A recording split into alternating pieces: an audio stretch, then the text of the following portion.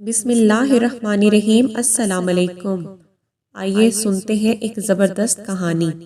میری بیوی کو آج تک کسی مرد نے نہ دیکھا تھا، شاید یہی پاکیزگی تھی کہ وہ بے حد خوبصورت تھی۔ میں جب کمرے میں آتا تو عبادت میں ہی مشغول ہوتی تھی۔ میں بہت خوش تھا کہ اللہ تعالیٰ نے مجھے کتنی نیک سیرت بیوی دی ہے۔ جب تک وہ نماز پڑھتی رہتی میں اپنی بوڑھی ماں کے پاس بیٹھ جاتا، جو کہ کئی سالوں سے فالج زدہ تھی، لیکن مجھے اس وقت بہت حیرت ہوتی جب اماں مجھے اشاروں سے کہتی کہ بیوی کو طلاق دے دے۔ یوں میں اماں سے ناراض ہو جاتا کہ اتنی خدمت والی بہو تو ملی ہے، پھر بھی نہیں پسند۔ ایک دن میں آفس سے جلدی گھر آیا تو دیکھا بیوی نماز پڑھ رہی تھی۔ میں اسے سرپرائز دینے اس کے پیچھے ہی کھڑا ہو گیا۔ جو ہی اس نے سلام پھیرا تو میرے ہوش فنا ہو گئے، کیونکہ وہ تو میری طبیعت کچھ ناساز تھی، اس لیے میں آج کریانے کی دکان جلدی بند کر کے گھر آ گیا۔ اب تو میری شادی بھی ہو چکی تھی اور میری خوش قسمتی یہ کہ مجھے نمرا جیسی اچھی بیوی ملی تھی۔ میں خوشی خوشی گھر لوٹا تھا اور اپنے کمرے میں جا کر لیٹ گیا۔ نمرا نماز پڑھنے میں مشغول تھی۔ اس کو اللہ کی عبادت کرتے ہوئے دیکھ کر میرا دل باغ باغ ہو گیا تھا۔ میں بولا، نمرا میری طبیعت خراب ہے، نماز پڑھ کے مجھے یار ایک کپ چائے بنا دو۔ مجھے ایسا کہہ کر بہت خوشی محسوس ہوتی تھی، کیونکہ پچھلے 2 سال سے میں اپنا ہر چھوٹا بڑا کام خود ہی کیا کرتا تھا۔ کیونکہ امی کو فالج کا اٹیک ہو چکا تھا، وہ بیچاری تو بس بستر تک ہی محدود رہ گئی تھی۔ میری طبیعت خراب ہوتی تب بھی مجھے ہی کام کرنا پڑتا تھا، جبکہ امی کے لیے میں نے ایک نرس گھر میں رکھی ہوئی تھی جسے میں معقول تنخواہ دیتا تھا۔ میری آنکھیں بہت بوجھل ہو چکی تھیں، میں ایسے ہی لیٹا لیٹا سو گیا۔ رات کے تقریباً 2 بجے میری آنکھ کھلی تھی اور بھوک پیاس کی شدت سے میں نڈھال ہو گیا۔ جلدی سے اٹھا تو دیکھا کمرے میں زیرو کا بلب جل رہا تھا اور میری بیوی عبادت میں مصروف تھی۔ اس پر ایک نظر ڈال کر میں کمرے سے باہر آ گیا۔ میں نے خود ہی فریج سے کھانا نکالا اور گرم کرنے لگا۔ دل میں عجیب سا گلہ آ گیا کہ کیا ہوا جو اگر نمرا کو چائے کا کہا اگر بنا دیتی تو کیا جاتا، اس کو میری ذرا بھی پرواہ نہ تھی۔ میں کھانا کھاتے ہوئے نمرا کے بارے میں سوچنے لگا۔ میری اور نمرا کی شادی کو 1 ہفتہ ہو چکا تھا۔ 1 ہفتے میں اس نے مجھے خود سے بات کرنے کا موقع بھی نہ دیا۔ وہ تو ہر وقت عبادت میں مشغول رہتی تھی۔ مجھے لگنے لگا تھا کہ شاید وہ اس شادی سے ناخوش ہے۔ کھانا کھا کر میرا دھیان امی کی طرف گیا، کیونکہ ان کے کمرے سے ہائے ہائے کی صدا آ رہی تھی۔ میں جلدی سے ان کے پاس جا کر بیٹھ گیا اور امی سے بات چیت کرنے کی کوشش کرنے لگا تو انہوں نے اپنی ٹانگ کی طرف اشارہ کیا۔ اس میں درد تھا اور وہ ٹانگ میں دبانے لگا۔ میں بہانے سے امی سے پوچھنے لگا، امی نمرا کیسی ہے؟ میری شادی کو ابھی کچھ ہی دن ہوئے تھے، اس لیے میں چاہتا تھا کہ امی سے ان کی پسند کے بارے میں پوچھ لوں۔ امی نے نمرا کا نام سنتے ہی ناگواری سے منہ پھیر لیا۔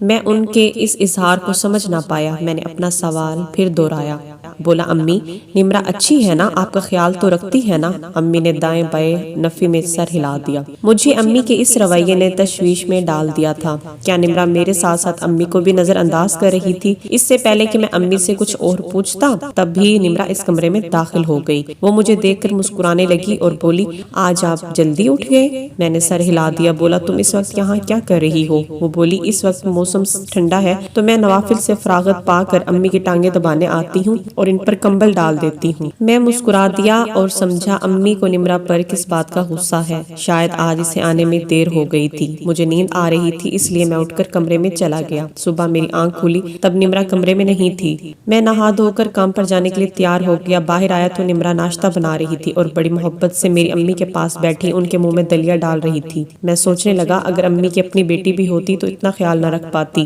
میں باغور نمرا کے چہرے کا جائزہ لے رہا تھا۔ اس کے چہرے پر امی کے لیے محبت ہی محبت نظر آ رہی تھی۔ جب وہ امی کو کھانا کھلا چکی تو میرے پاس آ کر بیٹھ گئی۔ میں اس کے اندر کے حالات جاننے کے لیے بولا، نمرا تم بھی کہتی ہوگی کہ شوہر کے ساتھ ساتھ اس کی بیمار ماں کو بھی سنبھالنا پڑ گیا؟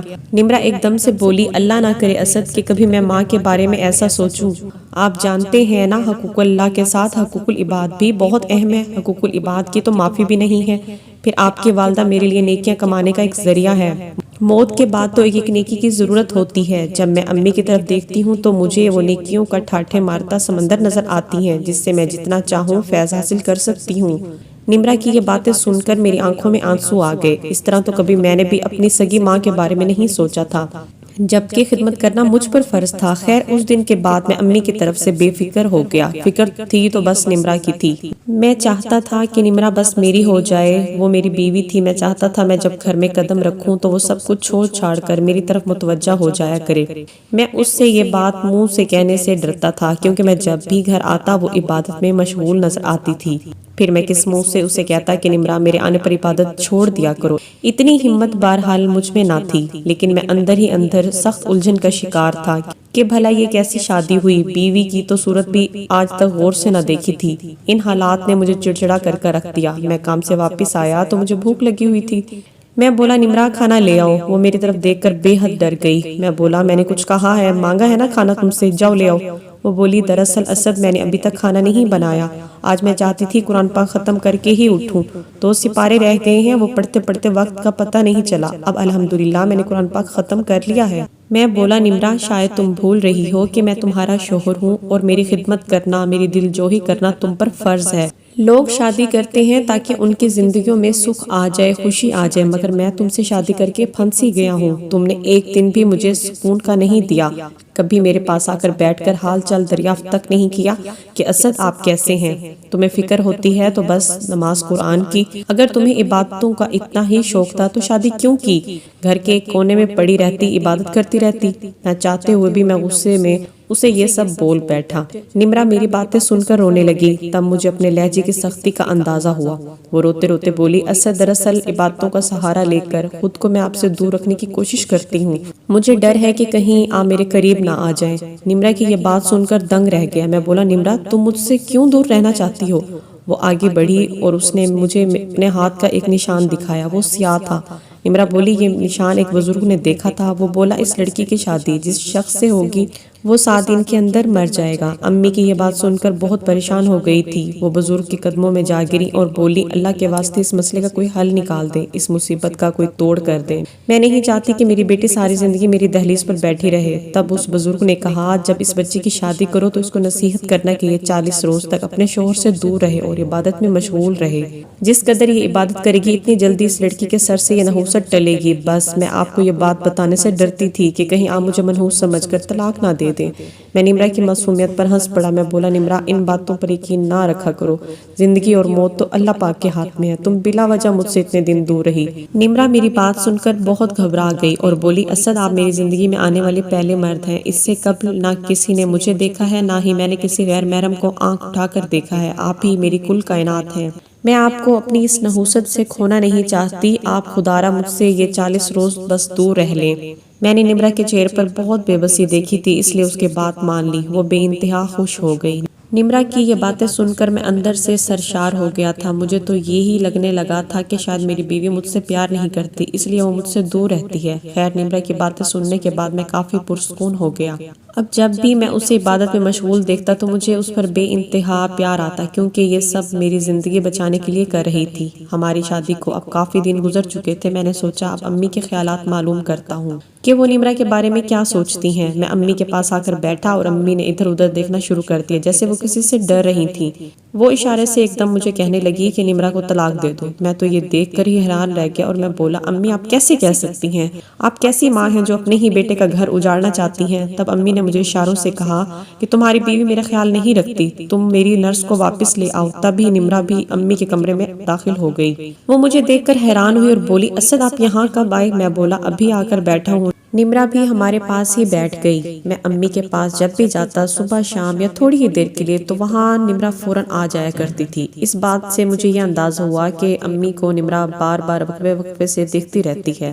میں نے اس دن کے بعد بھی 2-3 بار امی سے اس سلسلے میں بات کرنے کی کوشش کی تھی، مگر امی ہر بار مجھ سے یہی مطالبہ کرتی کہ نمرہ کو طلاق دے دے اور میری نرس کو واپس لے آؤ۔ اب مجھے امی کی بات پر غصہ آنے لگا تھا کہ وہ اپنے مطلب کی خاطر چاہتی تھی، یہ نہیں دیکھتی تھی کہ ان کے بیٹے کا گھر اجڑتا ہے، بس وہ کہتی تھی کہ نرس کو لے آؤ۔ میں تو نرس کو چھٹی دینے کے حق میں ہی نہیں تھا، لیکن شادی کے دوسرے دن نمرہ نے میرے سامنے یہی فرمائش رکھ دی کہ میں آ گئی ہوں، اب نرس کو چھوڑ آئیں، میں امی کا خیال خود رکھ لوں گی۔ میں بولا نہیں نمرہ، بلا وجہ تم پر بوجھ نہیں ڈالنا چاہتا، نرس کر لے گی امی کا سب کچھ۔ میری بات سن کر نمرا خفا ہو گئی. وہ بولی آپ مجھ پہ بھروسہ نہیں کرتے. چلیں پھر آپ کی مرضی، لیکن میں نئی نویلی دلہن کو بدگمان نہیں کرنا چاہتا تھا، اس لیے میں نے نرس کو ہٹا دیا، جس پہ نمرا بے انتہا خوش ہوئی تھی. پھر اس کا امی کے ساتھ لگاؤ بھی بہت تھا. وہ تو امی کو نیکیوں کی کنجی سمجھتی تھی، اور اگر میں اس سے کہہ دیتا کہ امی چاہتی ہیں کہ نرس کو میں پھر لے آؤں تو وہ خفا ہو جاتی. اس لیے میں نے امی کی ایک نہ سنی. دن گن گن کر کاٹ رہا تھا کہ 40 دن پورے ہو جائیں اور ہم میاں بیوی اپنے رشتے کا آغاز کریں. نمرا بھی مجھ سے اکثر کہا کرتی تھی دن کٹتے ہی نہیں. نمرا بھی مجھ سے اکثر کہا کرتی تھی کہ دن کٹتے ہی نہیں، دل میں بہت سی باتیں ہیں جو میں آپ سے کرنا چاہتی ہوں. خیر یہ 40 دن گزر جائیں تو میں آپ سے کافی ساری باتیں کروں گی. میں نمرا کی بات سن کر ساتوں آسمان کی سیر کرنے لگتا. ایک دن کام سے واپس آیا تو نمرا بولی امی کھانا نہیں کھا رہی. امی نے منہ مضبوطی سے بند کر رکھا ہے اور انہیں ڈاکٹر کے پاس لے چلے. میں پریشان ہو گیا، جلدی سے امی کے پاس گیا کہ کھانا کیوں نہیں کھا رہی. انہوں نے اشاروں سے کہا کہ میں کھانا نہیں کھاؤں گی جب تک تم اپنی بیوی کو طلاق نہیں دے دیتے. میں امی کی بات سن کر سخت غصے میں آ گیا اور بولا نہیں کھانا تو نہ کھائے، مجھ پر کوئی احسان نہیں آپ کا. میں اٹھ کر چھت پر چلا گیا اور سوچنے لگا کہ عورت ساس بننے کے بعد اتنی سنگ دل کیسے ہو سکتی ہے. اب میری امی کو ہی دیکھ لیں، وہ خود معذور ہیں اور میری بیوی کی محتاج ہیں، پھر بھی میرا گھر توڑوانا چاہتی ہیں.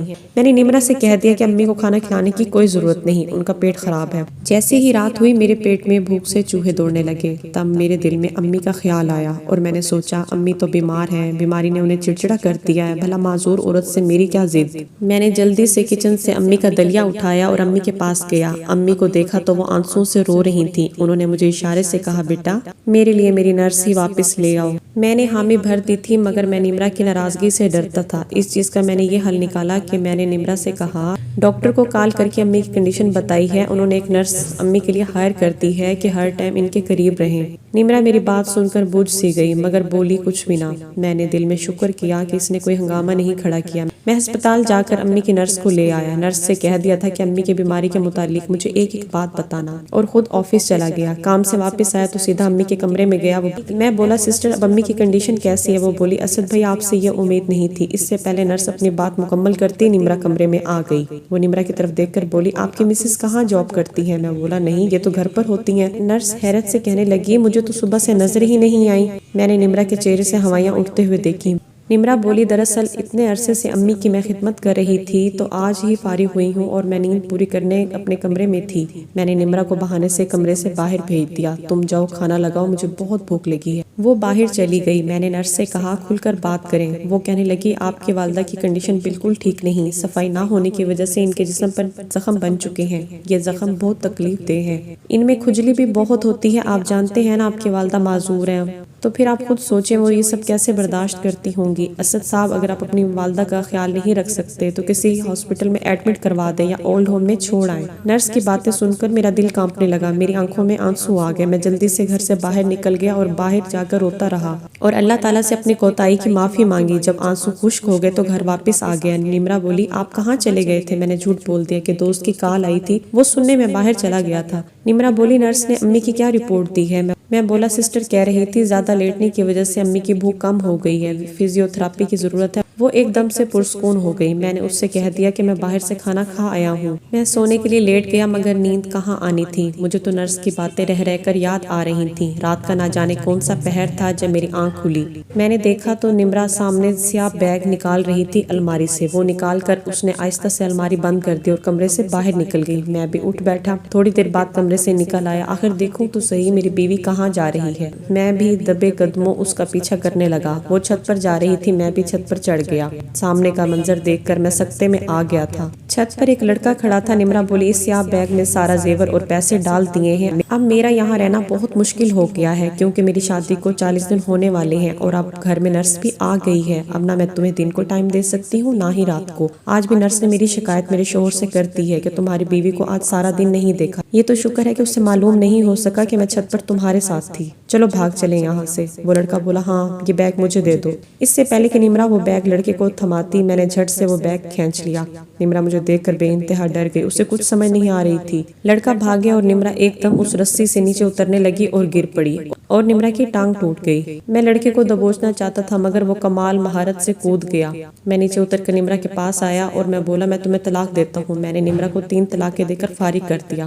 میں بولا میں چاہتا ہوں شور مچا کر سارے محلے والوں کو اکٹھا کر لوں اور کہوں دیکھو یہ میری بیوی. گھر سے بھاگتے ہوئے نیچے گر گئی اور اس کا عاشق سے چھوڑ کر بھاگ گیا. وہ رونے لگی تو میں بولا سچ سچ کہو کیا واقعی اتنی عبادت گزار تھی یا میرے سامنے بنتی تھی؟ وہ رونے لگی. بولی اگر عبادت گزار ہوتی تو یہ سب کرتی؟ میں نے تم سے آج تک جو کہا وہ جھوٹ کہا. دراصل میں فہیم سے محبت کرتی تھی. اسے شادی کرنا چاہتی تھی کہ تمہارا رشتہ آ گیا اور میرے والدین نے تمہارے ساتھ رخصت کر دیا. فہیم نے مجھ سے کہہ دیا تھا کہ میں تم سے دور رہوں. اگر تم نے مجھے ہاتھ بھی لگانے کی کوشش کی تو وہ خود کو جان سے مار ڈالے گا. اس لیے میں نے تم سے دور رہنے کے لیے عبادت کا ڈھونگ رچایا. کیونکہ مجھے علم ہے کہ ہم مسلمانوں کو عبادت کے نام پر بیوقوف بہت آسانی سے بنا سکتے ہیں. کبھی پیروں کے آستانوں کے باہر لمبی لمبی لائنیں دیکھی ہیں. وہ لوگ بھی اسلام کا لبادہ اوڑھ کر لوگوں کو لوٹتے ہیں. میں نے بھی وہی کیا. میں ہنس کر بولا تمہاری خاطر جان دینے والا تمہیں آج اس حال میں چھوڑ کر بھاگ گیا ہے. پھر میں نے نمرہ کو گاڑی میں ڈالا اور اس کے والدین کو فون کر کے ہسپتال ہی بلا لیا. میں بولا نمرہ آج کے بعد کسی کو اللہ کے نام پر بیوقوف بنانے کی کوشش مت کرنا کیونکہ اللہ ہی ہے جس نے تمہارے عیوب پر پردہ ڈال رکھا ہے. اگر اللہ تمہارا پردہ تمہارے والدین کے سامنے سے ہٹا دے اور ان کو علم ہو جائے کہ ان کی بیٹی شادی کے بعد شوہر کو دھوکہ دے کر اپنے عاشق سے ملتی رہی تو سوچو تمہارا کیا حال ہوگا. نمرہ میری یہ بات سن کر رونے لگی اور میں ہسپتال سے باہر نکل کر یہ سوچنے لگا کہ حد سے زیادہ نیک نظر آنے والے لوگوں سے بھی بچنا چاہیے کیونکہ جو سچ میں نیک ہوتا ہے وہ لوگوں کے سامنے اپنی عبادات کا ڈھنڈورا نہیں پیٹتے. امید ہے آج کی ویڈیو آپ کو پسند آئی ہوگی. پسند آئی ہو تو لائک سبسکرائب شیئر کر دیجیے. ملتے ہیں نیکسٹ ویڈیو میں. تب تک کے لیے